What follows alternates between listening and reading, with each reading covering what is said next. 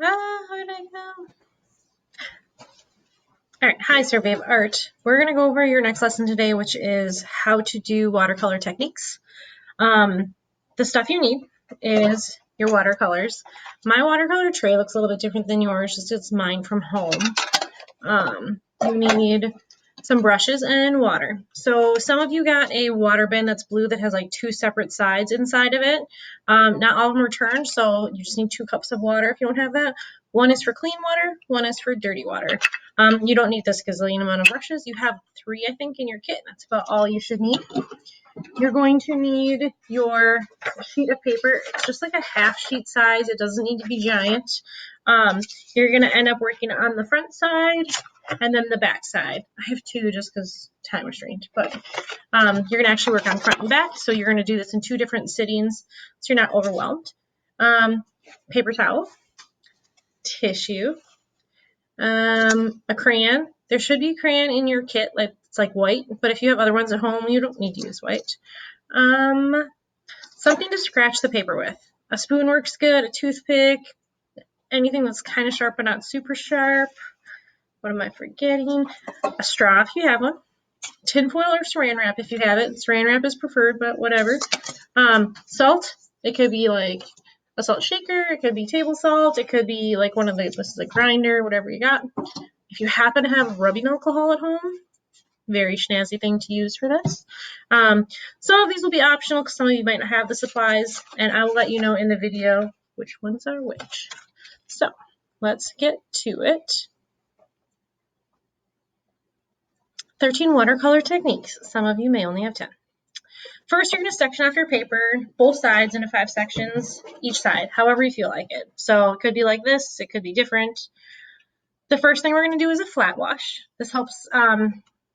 So the flat wash is meant to just look like one flat color. It will help if you get your paper a little bit damp before you start working. It'll spread out your paint a little bit easier. Then you're going to tilt your paper up. Also, before you start working, you should clean your tray, whichever kind of tray you have, so that you have somewhere to make your colors.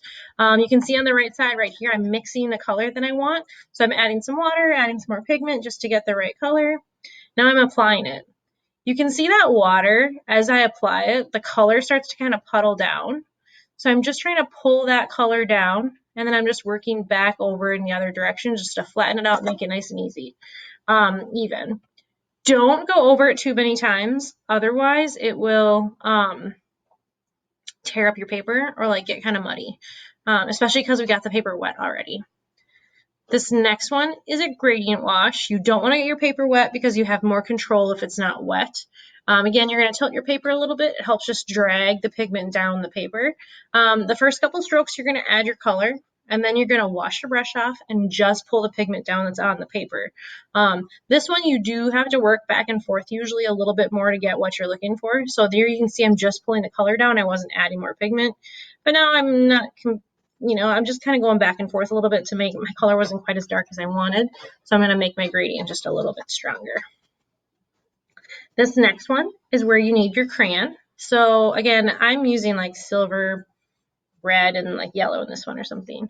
You can use plain white, it doesn't matter, but you have to push kind of hard on the paper for this to work because it's got to push into the pores of the paper. So I'm just writing a little design on here. It's kind of fun in white because it's like magic ink. But again, I'm going to mix up some color. You're never drawing directly from your palette. You don't get any even color then because you're having to mix water and color. This way you're getting the same color pretty much throughout. So those are resisted. They're nice and bright. The watercolor doesn't go into the crayon, so it's called crayon resist. There's other things you can use for like a resist, like tape, like washi tape or like painter's tape, or they actually make a watercolor resist, but it's kind of expensive. You know what? There's noise in the background. That's really annoying. Okay, so this next one, you need something to scratch. And again, toothpick, paper clip, like right there, I used the back of the brush.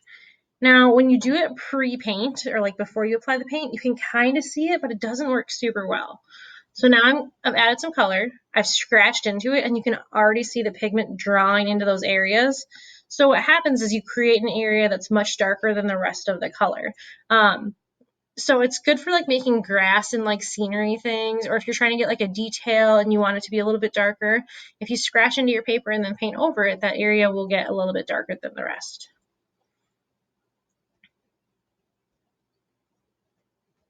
All right. This next one we're going to do is called lifting when wet. So that means it's important that your paper stays wet. So you want to make sure that you're mixing up a big enough batch of watery color or colory water that you can apply on, so that when you pull away from it, you're actually not touching dry paper, but you're touching wet paper. Tissue works best. Toilet paper is great. Paper towels work. But tissue or toilet paper is kind of your best bet for this one. So there I am mixing up a good amount of watery color. For a lot of these, like, I think when I applied this one, I wasn't super keen on the brush that I was using. It was like really streaky. A bigger, wider brush would have been better, but use whatever you have. But I'm going over it multiple times to make sure that it's nice and wet still, so that when I go to take my tissue to it, I'm actually going to be able to pull some of the color out. So I just scrunched up. This one's good for making kind of like cloud details, or if you mess up on your paper at some point, you can usually, if it's still wet, pull most of the color out with a tissue. So it's like a good way for like fixing things, or just like kind of retaining some of those whites. This next one is going to be on the back side. So at this point, you might have to stop, come back to this tomorrow. This one, you don't need a big puddle, but you need strong pigment. So lots of watercolor, less water, and a tissue or paper towel to dab water off your brush. So what we're going to be doing is something called dry brush. It's called dry brush from the sound of like what I just said. You don't want a lot of water on your brush. You want to be able to make it kind of detailed lines with this. So it's much more controllable, or you can kind of make like these feathery kind of designs. You can texturize your paper really easily. I was kind of spreading my bristles out to make kind of like grass-like texture. But again, less water, more pigment on that one.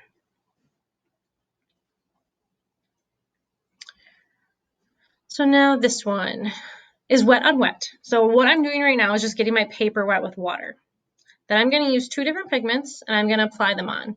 You can see as I'm applying them, they're like spreading out. It's because they're like moving with the water. So this one, it helps. It like what a couple of things it does. It like will bleed colors together. It will give you kind of a tie-dye-ish effect. And it gives you almost a fuzzy looking effect. So it's actually cool for doing like anything that you don't want to be super defined, and it fills in space as well. Okay, this next one is my favorite one. So right now I'm just filling a little cap of rubbing alcohol. You don't need a lot of rubbing alcohol, but it's really important that your paper stays wet for this. It won't work on dried paint. And I think dark colors work best, but I've seen it done with like lighter colors. So choose what you like.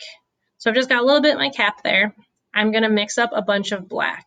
This one is best applied with like your biggest brush. And because you can kind of get over a bigger space. You'll see me switch here in a second. And I wasn't super happy with how dark my color was, so I was going back into my pan and adding color and then going back to my water to darken it up a little bit. So now I'm just using the backside of my brush and dipping it in the rubbing alcohol. You can see when I apply it on there, it just creates this really cool effect of like, it like rejects the color. So it brings the paper white back, and it kind of looks like little amoebas or something. It just like spreads out and creates cool designs. You can do it in little dots. You can do it in little streaks. You can see at the end there, I'm actually using the bristles of my brush and splattering it on. It's good for night skies. It kind of gives you that like star glimmery effect. This one is optional. Not everyone has rubbing alcohol at home. So if you have it, awesome. If you don't, that's totally okay. Most of you have salt at home. You should be able to make this one work out. So table salt, grinder salt, whatever it is. This one also has to stay wet when you're doing it. I've seen this work well with light colors and dark colors.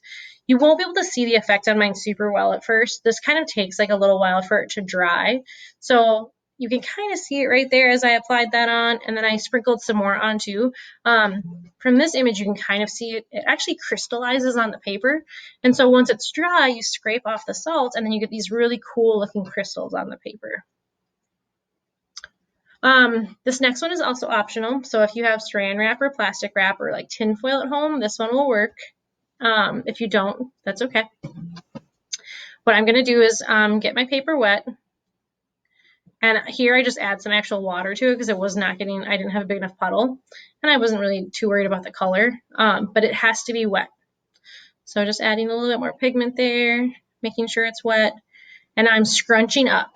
If you are using saran wrap, you're going to do the same thing. You're not going to lay it flat. You're going to kind of scrunch it up and lay it on top. You will not see the effect of this one until it dries. So at the end of this video, you can see what mine looks like. Saran wrap looks cooler. It gives you a really cool texture, but this one worked okay. This next one is called Lifting While Dry. So we had the wet lifting with the clouds. Now this one, you're going to go back to your flat wash and you are going to lift color out of it because that flat wash should be dry. So you're going to take a clean paintbrush with clean water and a paper towel. You don't want your brush to be too wet because you don't want to spread the paint too much. But what you're going to do is, you see I'm getting it wet, but I'm rubbing back and forth on the paper and then dabbing that water off. You can see it's actually pulling the color up. That bottom part that I just did there, my brush was a lot more wet. The less wet your brush is and the more impact you can make on the paper, the more you'll actually be able to pull out. The second to last one here is with a straw. So again, you may not have one at home. This one is optional. It's kind of a fun, wacky one to do, but you need to make a little puddle of dark color to blow onto.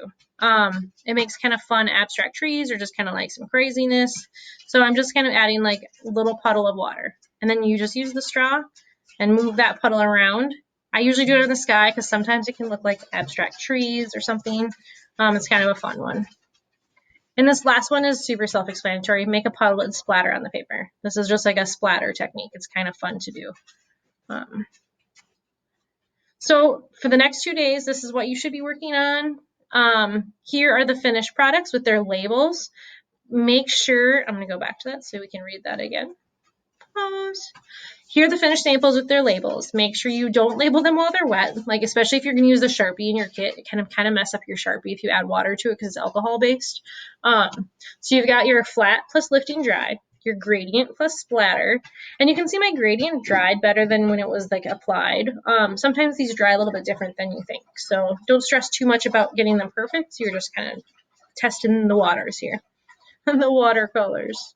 So you got gradient splatter, you got lifting with wet and the straw. You may just have lifting wet if you don't have a straw. Crayon resist, Sgraffito. Then we have wet on wet, saran wrap or tin foil or plastic wrap if you have it. You got dry brush, you got salt, and you got rubbing alcohol. So those are all the ones that we have. That's 13 different techniques. You may only have about 10 if you were missing some of those supplies. But this is what we're working on for the next couple days. This will be due, let's see, today's, the day you're watching this is Wednesday. No, yeah, Wednesday. So we'll do this Wednesday, Thursday. I will have it due like Friday night, but on Friday I'm going to give you a new assignment piece. We'll talk about some of this stuff during the live meet as well. Okie dokie.